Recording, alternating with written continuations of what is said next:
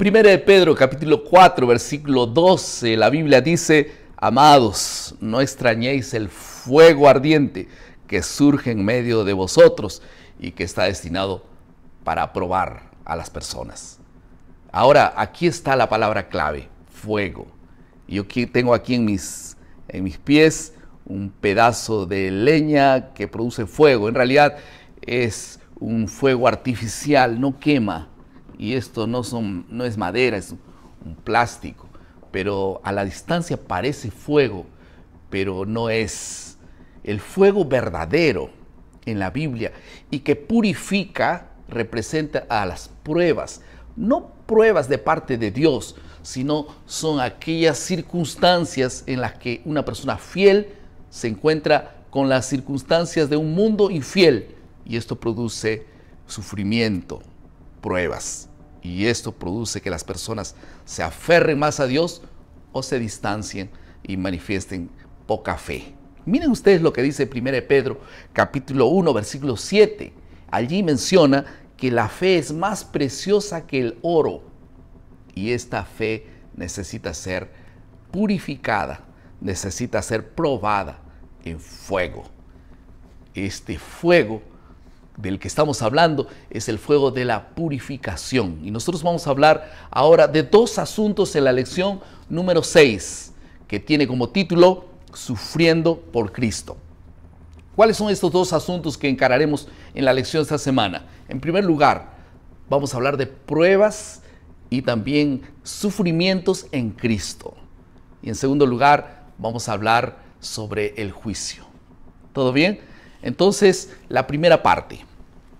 Por lo menos Pedro menciona aquí 5 actitudes que nosotros debiéramos tener frente al sufrimiento producido por ser fieles a Dios.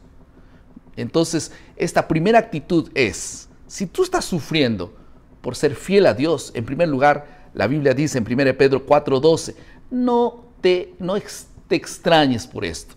En otras palabras, no debemos debemos sorprendernos por esto, porque es para Dios lógico que en cuanto estemos en este mundo, hay una guerra entre el bien y el mal. Aquel que quiere ser fiel siempre se confrontará con el mal del mundo, y eso produce fricción, produce dolor y muchas veces sufrimiento para las personas que se conducen el camino del bien.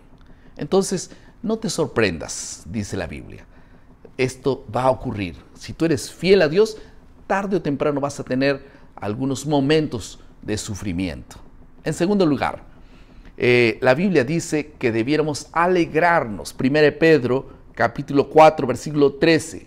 Alegrarnos en la medida que nosotros así participamos de los sufrimientos de Cristo. Quiere decir que una persona que está sufriendo debiera alegrarse, no porque está sufriendo, sino porque no está sufriendo por pecar, porque ha hecho cosas terribles, está sufriendo por una causa que vale la pena. Y no nos alegramos por sufrir, sino nos alegramos porque estamos siguiendo el ejemplo de Jesús. Dios no quiere que nosotros suframos, pero Él ha prometido estar con sus hijos cuando ellos están sufriendo por una causa justa. En tercer lugar, nosotros vemos que una actitud que la Biblia nos recomienda tener es que no debemos quedarnos alarmados, con miedo, con temor. 1 Pedro 3:14, debiéramos, dice, estar siempre en paz y buscar esa paz en medio de ese sufrimiento y no tener miedo. Ahora yo digo, todos tenemos miedo del sufrimiento. ¿Cómo me van a pedir que no tenga miedo? Y Dios dice, no tengas miedo, yo estoy contigo. Entonces, este temor se apacigua cuando nosotros descubrimos que Dios está al control de la vida. Por eso dice Dios, no tengas miedo. En cuarto lugar, la Biblia dice que debiéramos estar preparados para el momento de la prueba, preparados para poder responder a todo aquel que nos pide cuentas de nuestra esperanza. Habrá mucha gente que estará siempre atenta. ¿Cómo es que va a salir esa persona de esa situación? Y cuando aquella persona se mantiene fiel, confiada en el Señor, confiada en la esperanza, realmente nosotros allí hemos estado realmente preparados y las personas que nos rodean son beneficiadas por ese testimonio. En quinto lugar, finalmente, la Biblia dice que debemos mantener la conciencia limpia. 1 Pedro 3:16. Quiere decir que nosotros, cuando enfrentamos una prueba, hagamos todo lo posible para estar en paz con Dios. Si algún error hemos cometido, vamos a confesar a Dios. Pero nosotros tenemos que tener la conciencia limpia. Las personas nos van a acusar falsamente, no por cosas que hemos hecho, sino por cosas que no hemos hecho, falsamente. Pero nosotros debemos tener siempre la conciencia limpia, estar en paz con Dios. ¿Ok? Entonces, nuestra actitud debiéramos no extrañarnos porque siempre habrán pruebas. En segundo lugar, alegrarnos porque en Cristo nosotros también padecemos. En tercer lugar, no debemos quedarnos alarmados ni tampoco con miedo. En cuarto lugar, debiéramos estar preparados. Y en quinto lugar, debiéramos tener una conciencia limpia para no ser acusados y no dar lugar al diablo sobre esta situación. En segundo lugar, juicio. Aquí hay dos asuntos que nosotros necesitamos definir. En primer lugar, 1 Pedro 4:17 dice que los hijos de Dios, es decir, el juicio comienza por la casa de Dios. Esto quiere decir que Dios quiere primero juzgar la causa de los justos. Esta causa de los justos no es para poder condenarlos, sino para poder purificarlos y finalmente absorberlos. Ellos van a ser absueltos de este juicio. Y los que están esperando este juicio lo esperan con alegría. Ven ustedes aquí, juicio en la Biblia es purificación. El fuego entonces cumple una función, purificar. Y por eso es que esta causa, ese juicio, prefiguraba sin duda la purificación del pueblo de Dios. Ahora, un asunto interesante que está en Lucas 18, 1 al 8, dice que en la parábola del juez, aquel juez inicuo, aquel juez malo, como dice la Biblia, una viuda se acercó para pedirle que juzgue su caso y él no quería porque él era un hombre malo, pero finalmente se cansó de tantas molestias y él terminó juzgando el caso de ella. Y fíjense ustedes que ella pedía ser juzgada.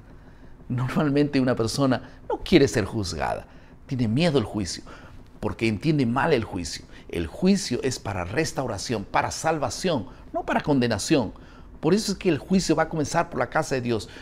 Ojalá que todos nosotros estemos en este juicio de purificación y no de destrucción, porque nosotros queremos, como aquella mujer, aquella viuda, ser juzgados. Anhelamos ser juzgados por Dios porque tenemos seguridad de que nosotros seremos victoriosos en aquel juicio que Dios va a traer para todos sus hijos. Yo quiero pedirte que tú puedas esconderte cada día detrás de la justicia de Dios para que puedas tú entonces no preocuparte por lo que Dios piensa de ti, sino por lo que Dios piensa de Jesús. Y así entonces puedas ser liberado en aquel día del juicio. Una aplicación al final de esta lección. En el libro de 1 Pedro 4:19 dice, ¿qué podemos hacer como respuesta al sufrimiento? Tú estás sufriendo, ves una persona sufriendo, ¿qué le aconsejarías? Miren lo que dice la Biblia. La Biblia aconseja, en primer lugar, entrega tu vida a Dios. En segundo lugar, confía en el Señor. Y en tercer lugar, dice, practica el bien. 3 consejos. Estás sufriendo, entonces entrégate al Señor. Confía en Él y practica el bien. Parece que la práctica del bien nos hace muy bien a todos los que sufrimos. Y yo quiero animarte para que esta aplicación sea verdadera en tu vida. Finalmente, un asunto, una palabra que es es una palabra importante, la lección de esta semana es fidelidad. Nosotros fuimos llamados para ser fieles a Dios, porque estamos en un gran conflicto, en una gran lucha entre el bien y el mal.